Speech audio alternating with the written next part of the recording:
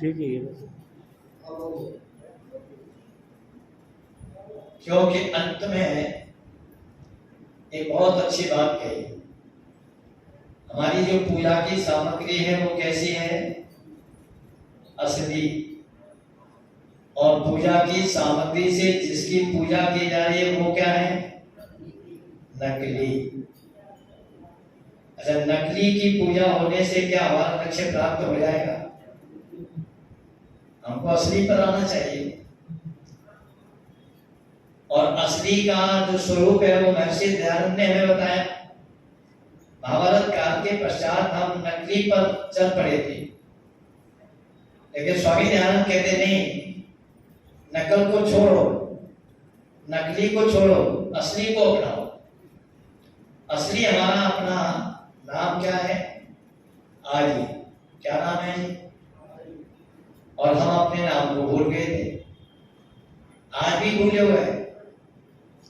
अच्छा, सत्ता में जो बैठे हुए लोग हैं वो हमारा नाम क्या बता रहे हैं? बोलो।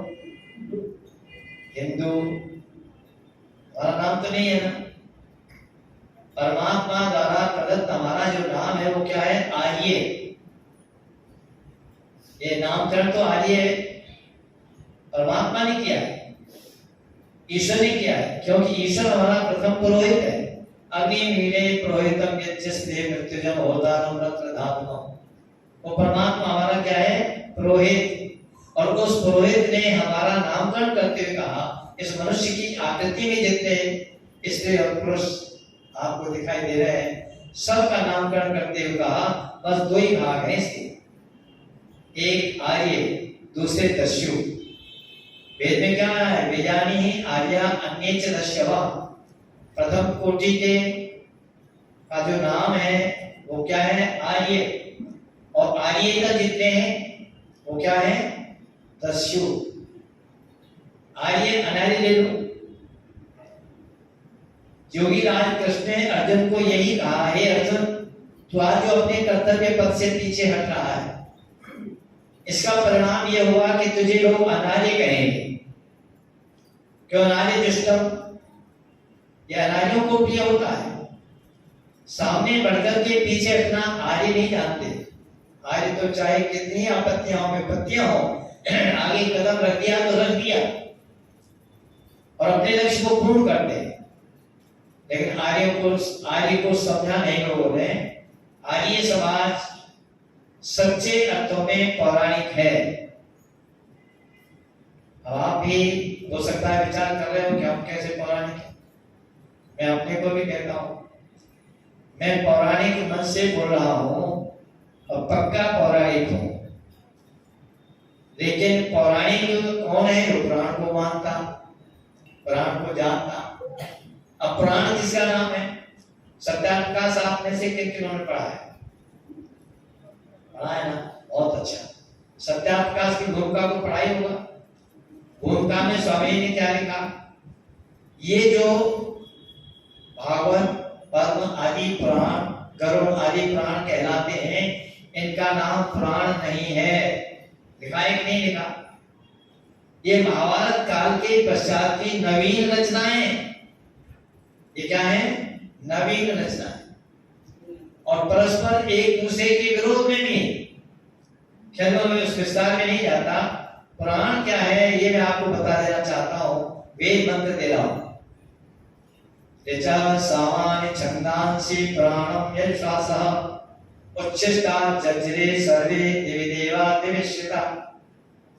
ये वेद का मंत्र है। स्पष्ट करा है। ऋचा ऋग्वेद, सामानी सामवेद, छंदांसि अथर्ववेद, पुराणम ये पुराण कहलाते हैं। यजुषासः यजुर्वेद सहित।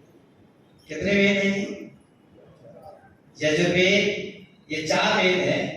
यजुर्वेद सहित यानी ऋग्वेद, यजुर्वेद, सामवेद, अथर्ववेद, ये चारों वेदों के संज्ञा क्या है? पुराण। अच्छा बोलो, आप जितने आर्य जन यहाँ बैठे हुए हैं, वेदों को मानते हो कि नहीं? अच्छा, वेदों को जो जानता और मानता है और वेद का नाम पुराण है, तो पौराणिक हुए कि नहीं? सारे पौराणिक बैठे।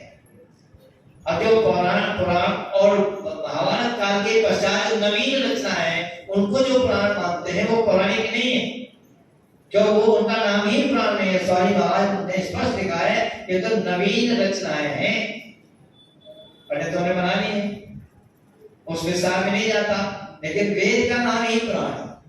आगे मंत्र में स्पष्ट कहा है उच्छिष्टा जज्रे सर्वे देवदेवा देवेश्वता। ये चारों वेद परमपिता परमात्मा, परमात्मा का नाम यहाँ क्या है? उच्छिष्ट। उच्छिष्ट का अभिप्राय क्या है? उत्शिष्ट, जो ऊपर से बचा हुआ है, शेष है, और वो शेष में ही विशेष है।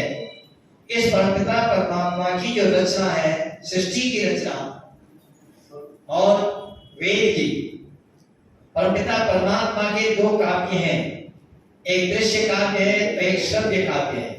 दृश्य माने दिखाई देने वाला, जो कुछ भी हमें संसार में दिखाई देता है वो क्या है? दृश्य काव्य। और जिसको हम सुनते आए, सुनते रहेंगे, इसका एक नाम श्रुति है, जिसको हम वेद भी कहते हैं। ये क्या है? हमारा श्रव्य काव्य, सुनने योग्य। इसलिए स्वामी महाराज ने क्या लिखा तीसरे में? वेद सब सत्य विद्याओं का पुस्तक है। वेद का पढ़ना पढ़ाना और सुनना सुनाना सब आर्यों का परम धर्म है।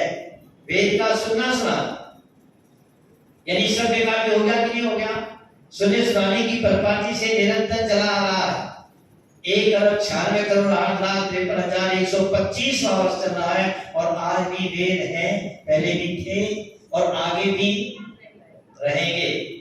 ध्यान रखना, जितने मत मतांतरों के ग्रंथ हैं, मैंने रात जी को बताया था, जो यहाँ रहे होंगे उन्हें पता होगा, मत मतांतर का सीधा सा अर्थ है मत मत में अंतर यानी भिन्नता।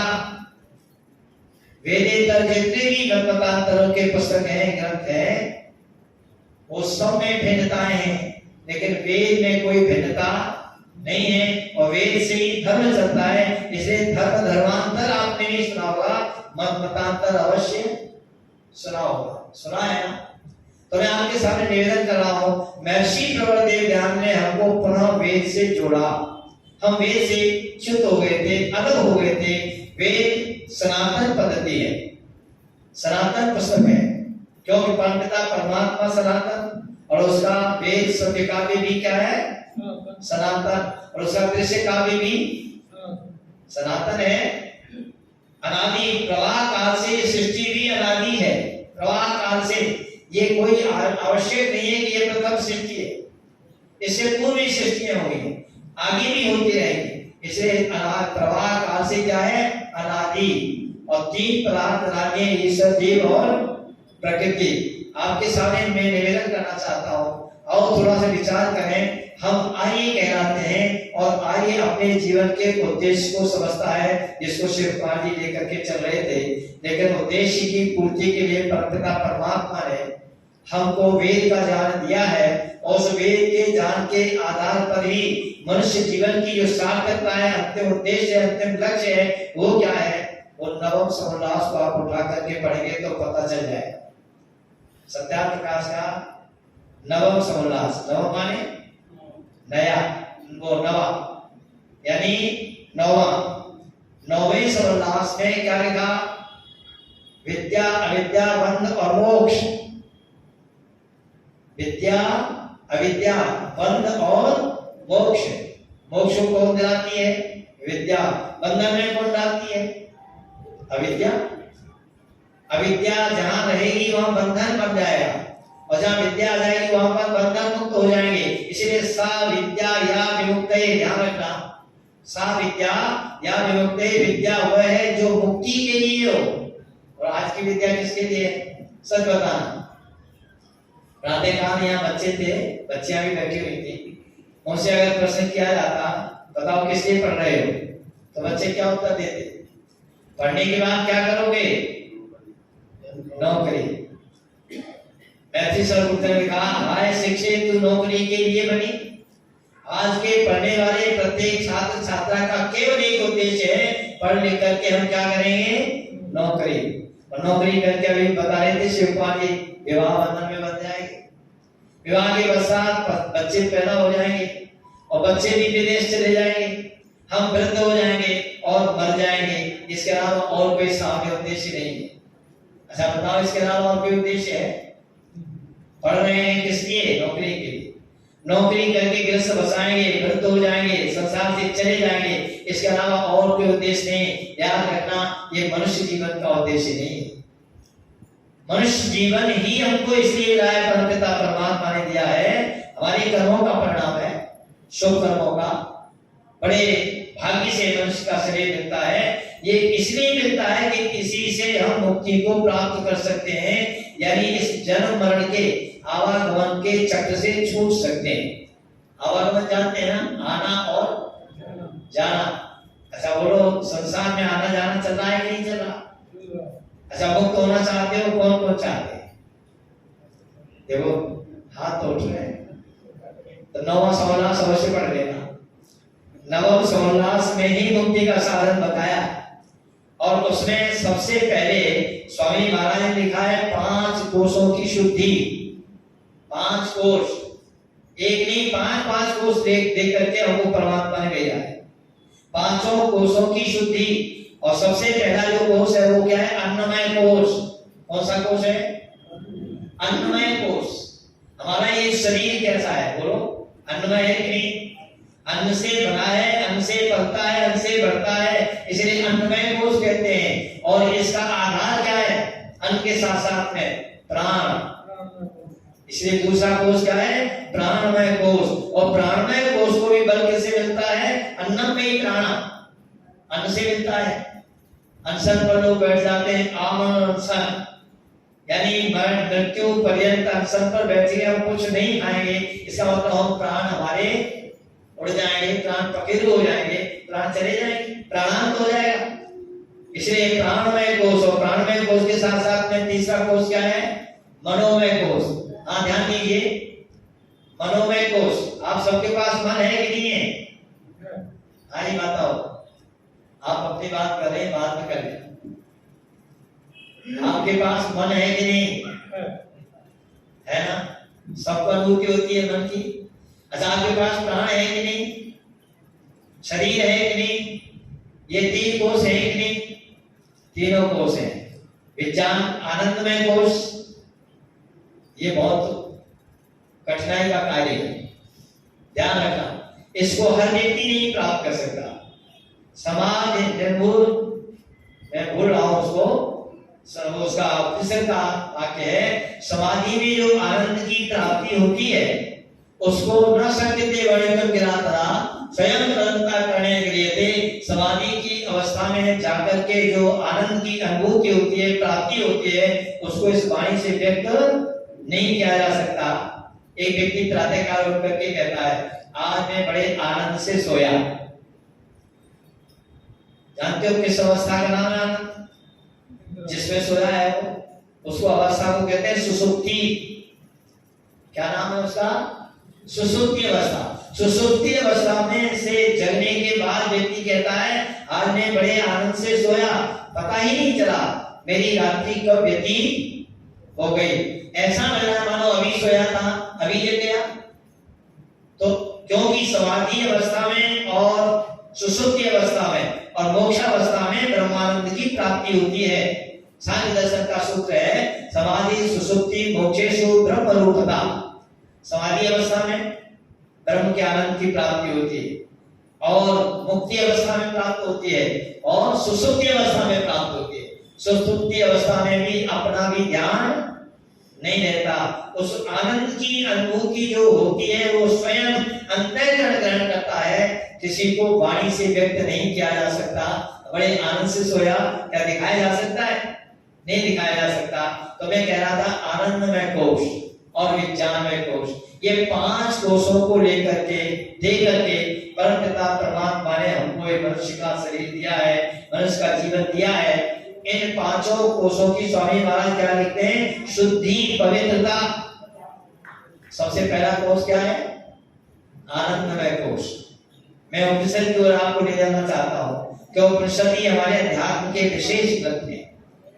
उपनिषद में ही प्रसंग आता है, उद्दालक आदि ऋषियों के समक्ष राजा अश्वपति ने जब ये प्रस्ताव रखा, भोजन का समय है, ऋषिवर भोजन ग्रहण करो। तो ऋषि लोग क्या कहते हैं, ऋषि जन, हम राजन तुम्हारा भोजन ग्रहण नहीं करते, आप यहाँ गृहस्थ बैठे हुए और आचार्य को साथ ले जाओ, शिवपाली को ले जाओ और घर पे जाकर के कहो शिवपाली भोजन कर लो, आचार्य भोजन का समय है, भोजन तैयार है, कहेंगे कि नहीं? और शिवकुमार जी कह देना मैं नहीं करता। क्यों जी? मंत्री जी, आप घर पर ले जाएं और शिवकुमारी से कहें भोजन ग्रहण कर लीजिए, भोजन का समय है, भोजन तैयार है, और ये कह रहे मैं नहीं करता, तो आपको कैसा लगेगा? अच्छा या खराब? क्यों जी? राजा भी चिंतित हो गया, भोजन का समय है, मैं ऋषियों के सामने हाथ जोड़ करके निवेदन कर रहा हूं भोजन ग्रहण कर लो, और ऋषियों ने क्या कह दिया, हे राजन हम तुम्हारा भोजन ग्रहण नहीं करते। राजा सोचने लगा और विचार करके चिंतन करने के पश्चात एक निर्णय पर पहुंचा, ऋषियों ने मेरे भोजन के लिए मना क्यों किया? जब निर्णय पर ये पहुंचा, सोच करके कि मैं राजा हूं और मेरे राजकोष में प्रजा से कर आता है और प्रजा में हर प्रकार का व्यक्ति रहता है। एक बात और कह देना चाहता हूं यहाँ पर बड़ा स्पष्ट, महर्षि मनु की साक्षी के आधार पर महर्षि मनु कहते हैं सर्वेषामेव शौचानाम अर्थशुचि परम शुचि, समस्त पवित्रताओं में जो परम पवित्रता है वो केवल केवल अर्थ की है, धन की है। आज हमारा धन पवित्र क्यों जी आ रहा है? नहीं आ रहा, आप सब जानते हो, उसे कहने की जरूरत नहीं। समस्त पवित्रताओं में परम पवित्रता, सर्वेषामेव शौचानाम अर्थशुचि परम शुचि, महर्षि मनु कहते हैं समस्त शुचिताओं में पवित्रताओं में परम पवित्रता अगर कोई है तो अर्थ की पवित्रता है। अर्थ हमारा पवित्र होगा तो हम समर्थ बनेंगे। इसलिए स्वामी महाराज ने क्या लिखा जानते हो? स्वामी लिखते हैं जो धर्म पूर्वक ही प्राप्त किया जाता है, अर्जित किया जाता है, उसका नाम है अर्थ, और जो अधर्म से प्राप्त किया जाए, रिश्वतखोरी से, झूठ बोलकर, चोरी करके, डकैती डालकर, वो क्या है? अनर्थ। वो उसका नाम अर्थ नहीं, उसका नाम क्या है? अनर्थ। देख लेना, वो पढ़ लेना सत्याप्रकाश के 94 मंत्र प्रकाश में। अर्थ की परिभाषा क्या है? जो धर्म पूर्वक प्राप्त किया जाए उसका नाम अर्थ, और जो अधर्म से प्राप्त किया जाए उसका नाम अनर्थ। अच्छा, अनर्थ है क्या इस समय? कोई डॉक्टर साहब, अनर्थ के लोगों के पास है अर्थ, अनर्थ। अच्छा, जहां पर शराब के ठेके उठा करके और राजकोष को, राज के कोष को बढ़ाया जाए, राजस्व की प्राप्ति की जाए, वो अर्थ है या अनर्थ?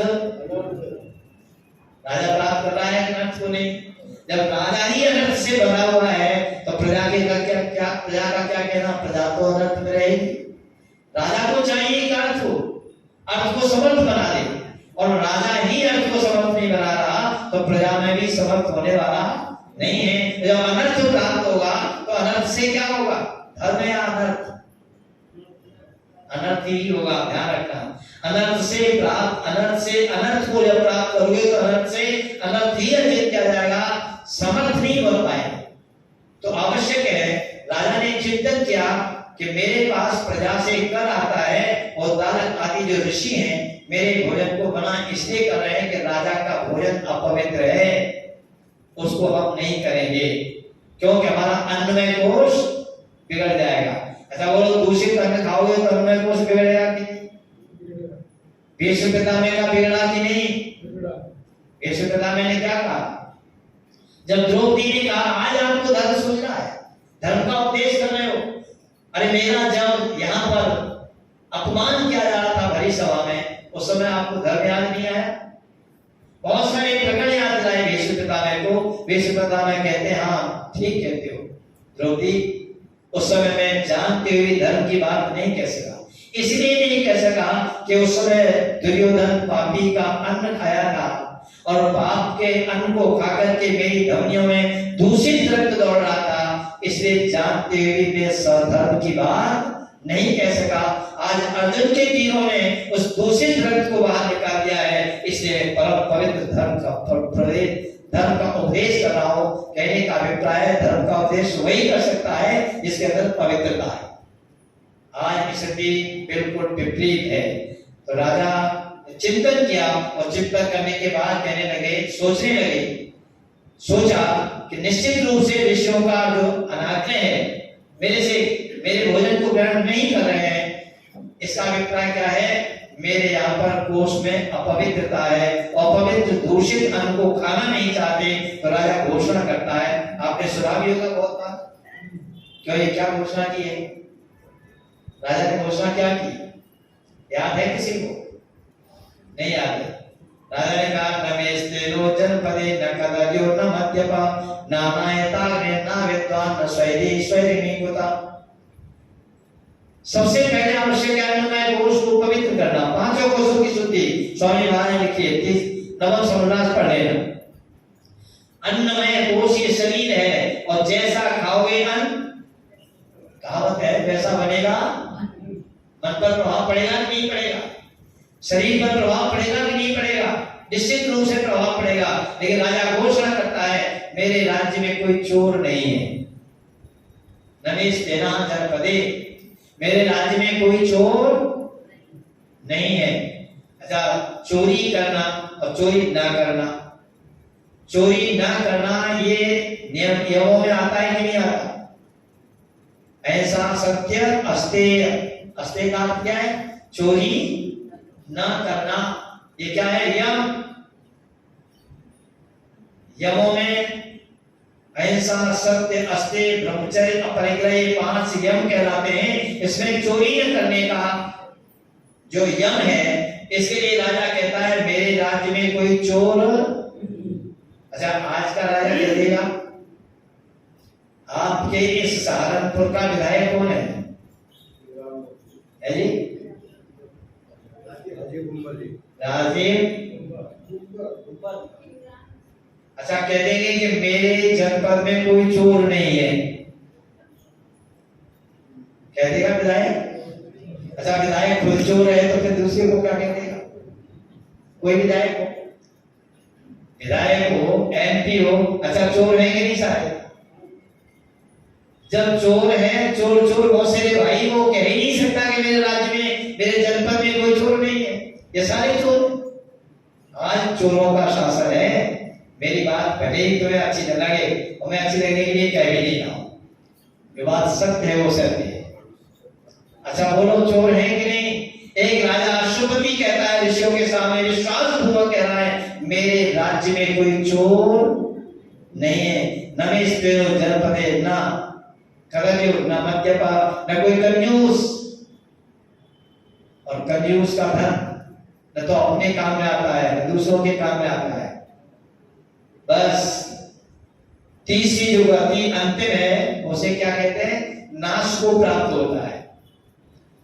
न कदर्य न मद्यपा, मेरे राज्य में, मेरे देश में, मेरे शासन क्षेत्र में कोई शराब पीने वाला नहीं है। आज का राजा कहेगा, भाई योगी जी कह देंगे? योगी नहीं कह पाएंगे, उन्होंने तो सलाह के ठेके दे रखे हैं।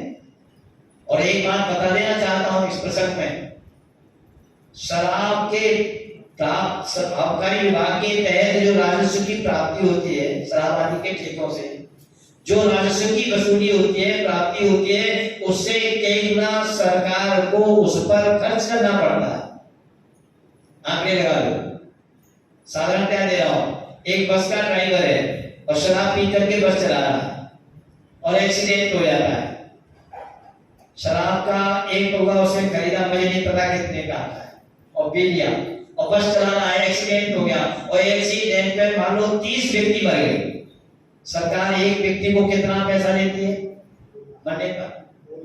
है जी 2 लाख। कोई कहता है 2 लाख, कोई कहता है 5 लाख, जो भी देती हो, चलो 2 लाख मान लेते हैं। 30 व्यक्ति मर गए तो 30 व्यक्तियों के मरने पर सरकार का कितना पैसा चला गया? 30 दूनी 60 लाख। और पौवा कितने का बिका? अच्छा, पुलिस की आवश्यकता किसको है? आप यह सत्संग कर रहे हैं, आपको पुलिस की जरूरत है? किसको जरूरत है?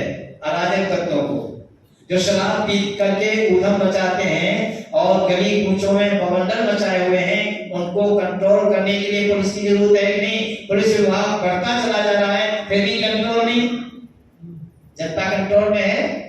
नहीं है। ये शराब के कारण ध्यान रखना। राजस्व की वसूली प्राप्त कर लो, आंकड़े लगा लो, जितना राजस्व की प्राप्ति होती है शराब आदि के ठेकों से, उससे कई गुना सरकार को उसके ऊपर उसके कारण खर्च करना पड़ता है। हॉस्पिटल बढ़ते चले जा रहे हैं, इसका कारण क्या है?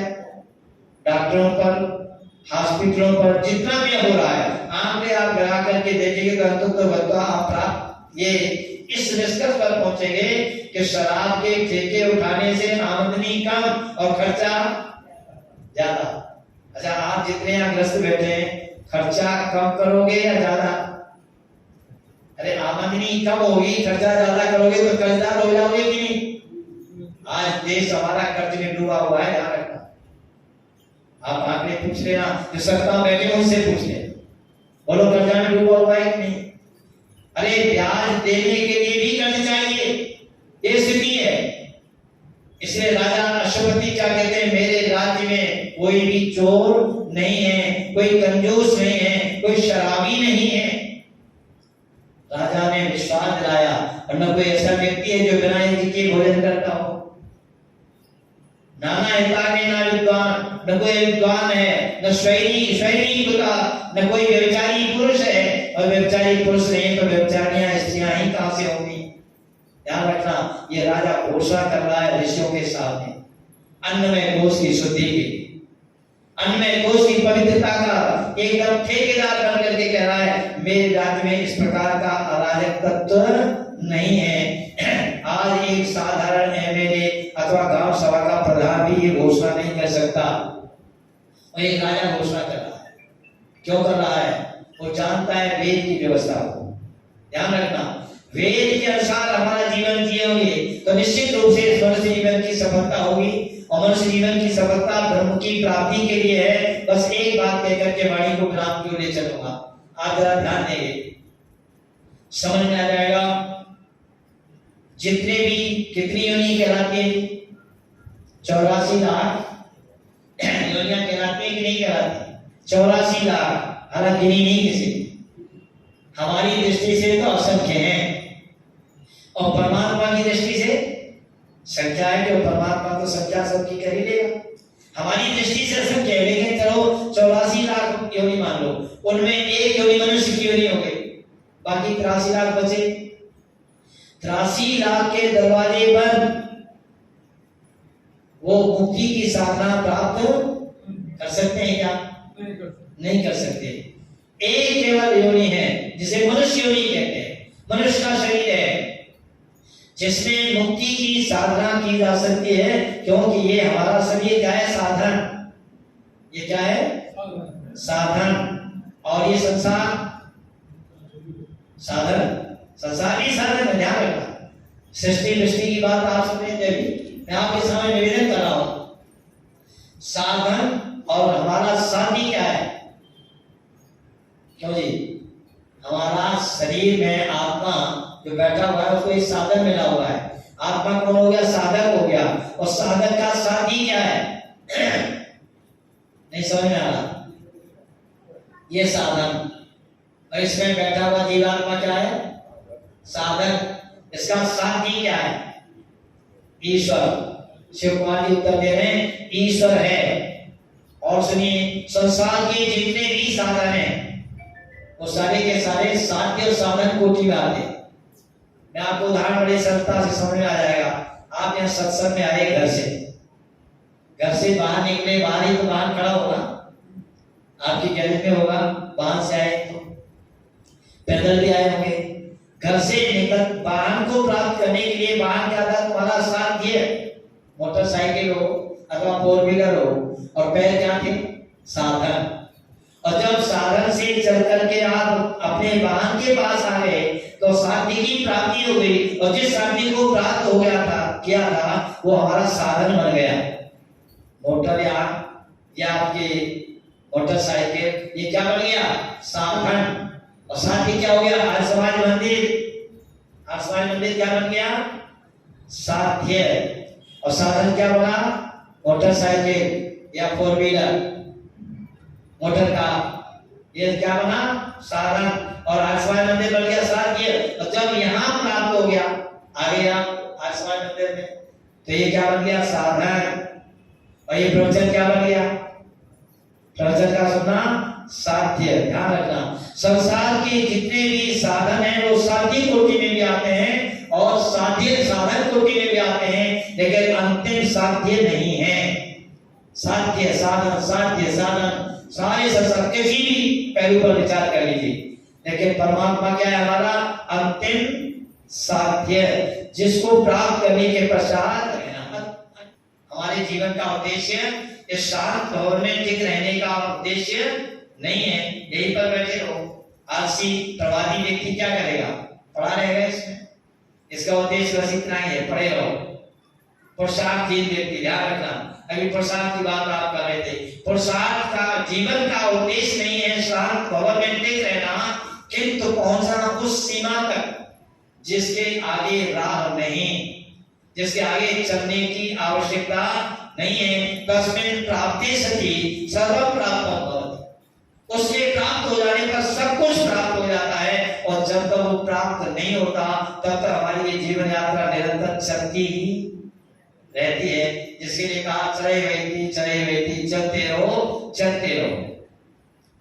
ये पिता परमात्मा ने मनुष्य का जो शरीर दिया है, जितनी भी योनियां हैं वो सारी की सारी योनियों के दरवाजे बंद और हमारा दरवाजा खुला। एक उदाहरण से आप समझ लेंगे। एक व्यक्ति कैदी है, सजा प्राप्त कर किया हुआ, जेल में बंद है और जेल में अपने कमरे में बंद है, और जिस कमरे में बंद है उस कमरे का बाहर से ताला लगा करके एक व्यक्ति चाबी अपने साथ ले जाता है। अच्छा, जेल में जो कमरा है, कमरे में बंद कैदी है, क्या वो चाहे तो कमरे से निकल जाएगा? क्यों? ताला लगा हुआ है और चाबी किसके पास है? दूसरे व्यक्ति के पास।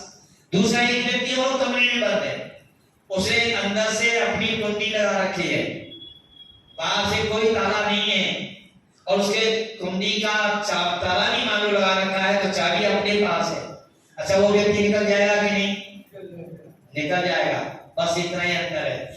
मनुष्य का जितनी भी योनियां हैं उन सब के पास अपने निकलने की चाबी नहीं है, और मनुष्य समाधि योग से मुक्ति की साधना करके इस मनुष्य शरीर को पा करके इस मनुष्य रूपी जो कमरा है जिसमें आत्मा बंद है, बंधा हुआ है, उससे निकलने का पुरुषार्थ कर सकता है। इससे निकल पाएगा और अन्य योनियों से निकलना मुश्किल, संभव ही नहीं है। मुश्किल नहीं, संभव ही नहीं।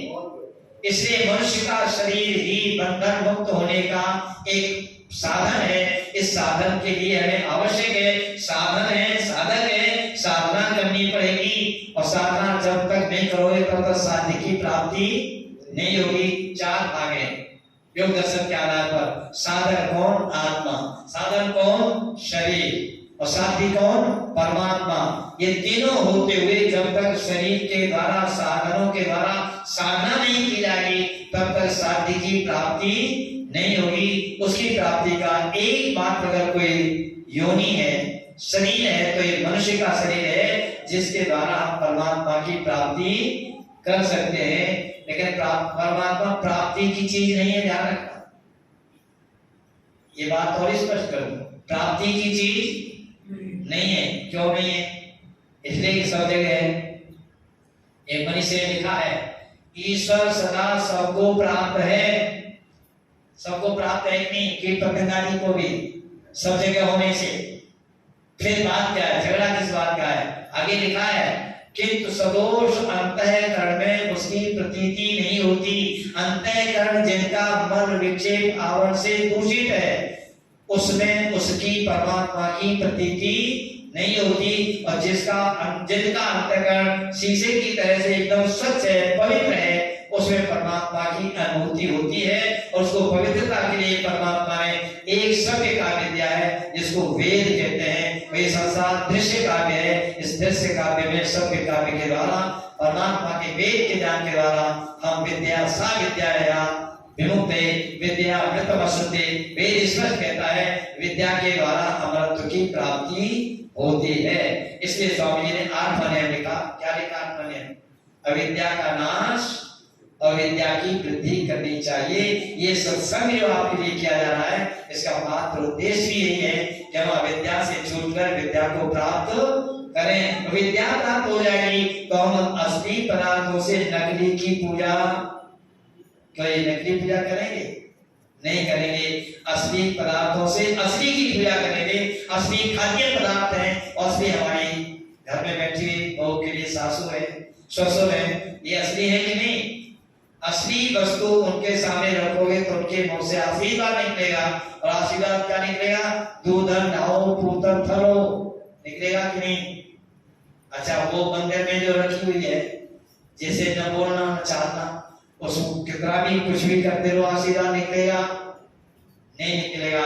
आज संसार अविद्या के कारण अंधविश्वास में डूबा हुआ है, इसलिए पाखंड अंधविश्वास निरंतर बढ़ रहा है। इसको दूर करने का उपाय केवल आर्य समाज का मंच है, जहाँ वेद की चर्चा की जाती है। समय पूरा हुआ, आप सबने आशा है चिंतन करेंगे, विचार करेंगे। हो सकता है कोई शब्द ऐसा निकल गया हो, लेकिन मैंने आपको प्रसन्न करने के लिए नहीं, आपको सही मार्गदर्शन करने के लिए बात कही है। क्योंकि स्वामी जी का भी उद्देश्य यही था और किसी का जी दुखाने का उद्देश्य भी नहीं था। तो आप सबका पुनः धन्यवाद। ओम शांति।